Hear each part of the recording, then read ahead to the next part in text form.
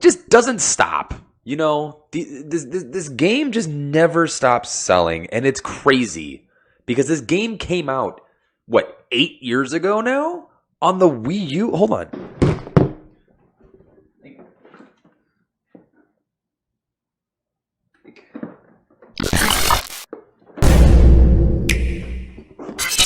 That's when this game came out. Like, that is a dedicated Mario Kart 8 Wii U game. And here it is playing on the Nintendo Switch.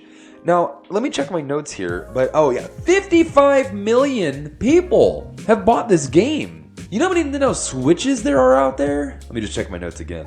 Let's see here. According to Nintendo.co.jo, there have been 111 million Nintendo Switches sold.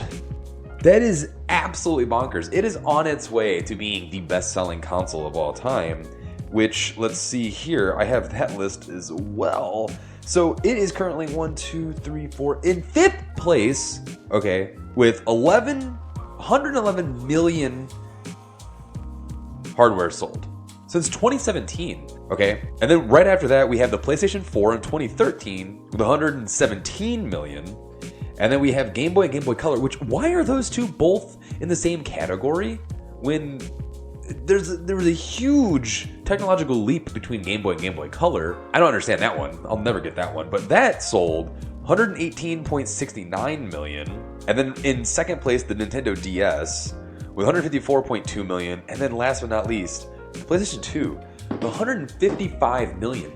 The Nintendo Switch, baby girl right there, baby boy right there, baby whatever right there, is going to be the best-selling console of all time because they've said that there's still at least another couple of years before they start really putting out another console, which is just bonkers to me. And it's even more bonkers to me that there's so many people out there that continue to buy Mario Kart 8. It's a great game. Don't get me wrong. It's a fantastic game. I love playing it with all my friends. In fact, they just put out 8 more courses, maps, levels, whatever you want to call it, and there's going to be how many more? That's 2 of 8 altogether. So what is there? 6 more sets of 8 coming?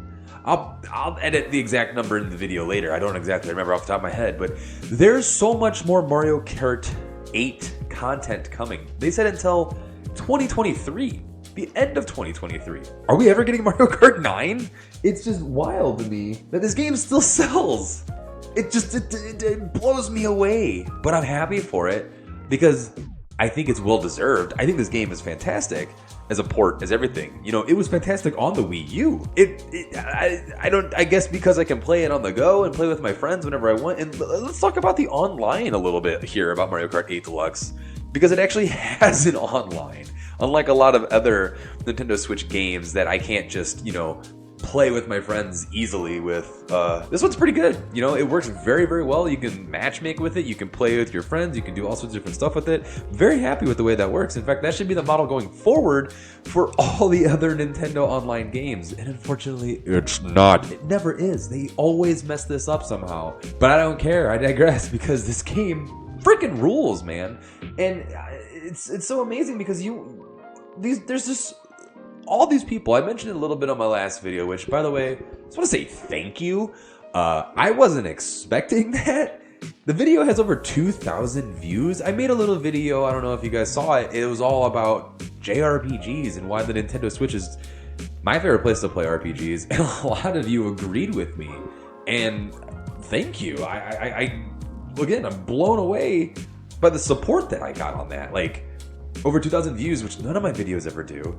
I went up almost 100 subscribers in only 6 days. Like, seriously, thank you guys from the bottom of my heart. I don't even know what to say. Like, I was completely just dumbfounded.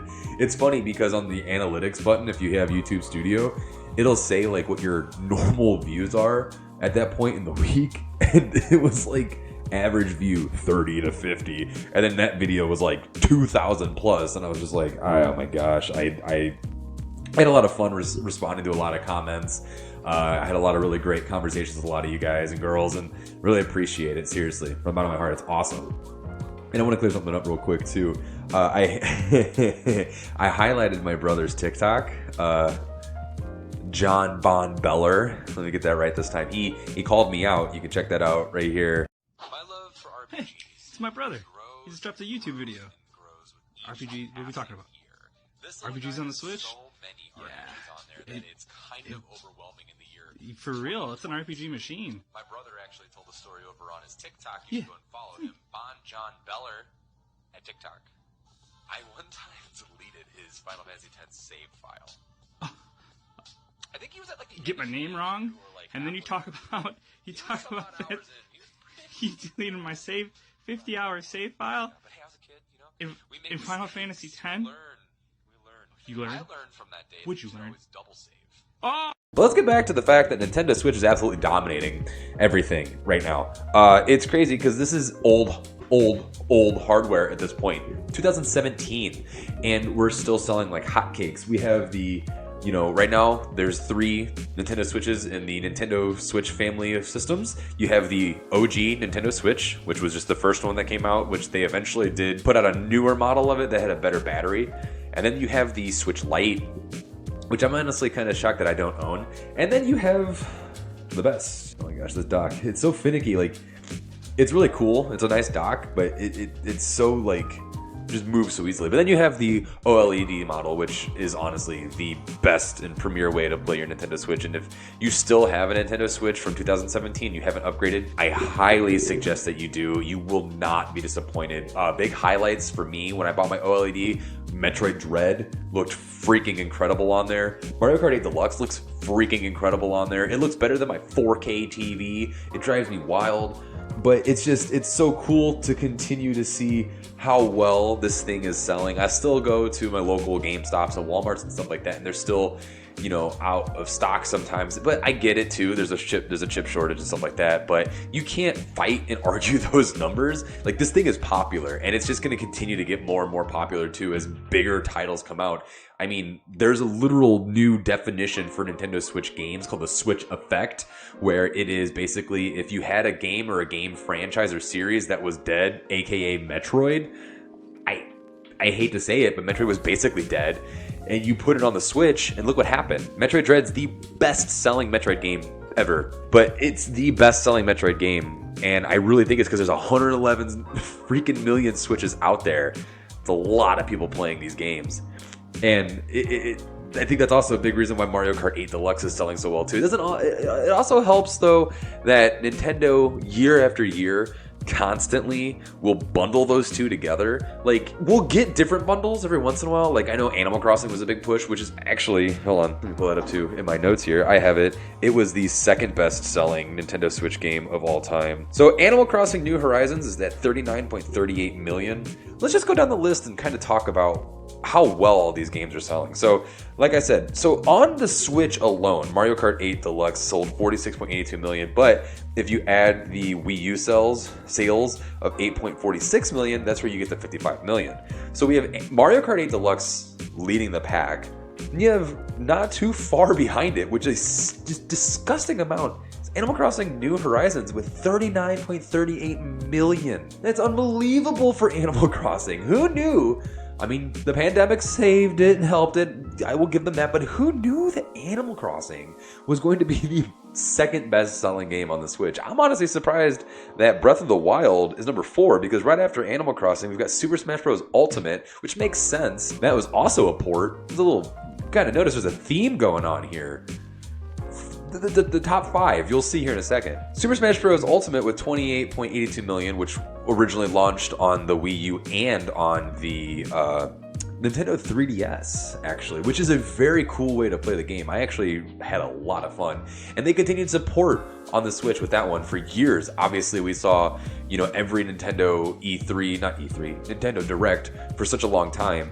Had, who's going to be the next reveal for Smash? Like, I remember seeing Cloud revealed, Banjo, all these different things. It was awesome, big hype moments. Kind of sad it's gone.